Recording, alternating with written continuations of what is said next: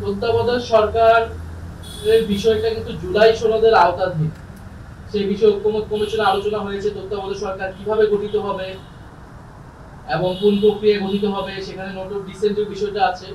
ফলে তত্ত্বাবধায়ক সরকার জুলাই সনদে আসবে, গণভোটের পরে এই বিষয় আসলে চূড়ান্ত হওয়া সম্ভব। এর আগে তত্ত্বাবধায়ক সরকার যাওয়ার কোনো ধরনের আসলে সুযোগ নেই।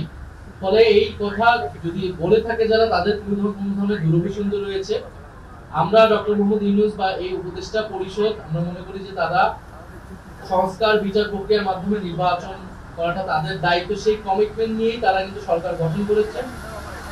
তবে তাদের বিরুদ্ধে যে অভিযোগগুলো আছে সেই অভিযোগগুলো যেন তারা বিবেচনা করে নিজেদেরকে পুনর্গঠন করে নেয়, উপদেষ্টা পরিষদের দক্ষতা যাতে বৃদ্ধি করা হয় সে বিষয়ে আমরা বলেছি। ছাত্র উপদেষ্টাদের বিষয়ে যেটা বারবার বলা হয়, তারা কোনো দলের প্রতিনিধি হিসেবে কিন্তু সরকারে নেই। বান্ডেল থাকলে প্রতি সেনমানিতে টাকা বাঁচবে। বিকাশ সেনমানি বান্ডেল কিনে জিতুন প্রতি লেনদেনে। গণ অভ্যুত্থানের প্রতিনিধি হিসেবে সরকারে রয়েছে। ফলে অন্য উপদেষ্টারা যেরকম, ছাত্র উপদেষ্টারাও সেরকম।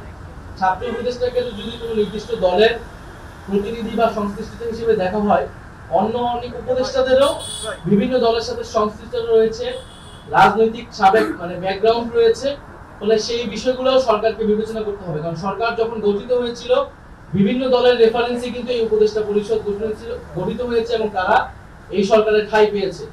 ফলে উপদেষ্টা পরিষদ পুনর্গঠন করতে হলে শুধু ছাত্র উপদেষ্টা নয়, অন্য যে উপদেষ্টাগুলো রয়েছে আমরা প্রধান উপদেষ্টার কাছে সেই নামগুলো আমরা বলেছি যে কারা কারা কোন কোন দলের সাথে সংশ্লিষ্টতা রয়েছে বা প্রশাসনের ভাগ বাটোয়ারার সাথে জড়িত আছে।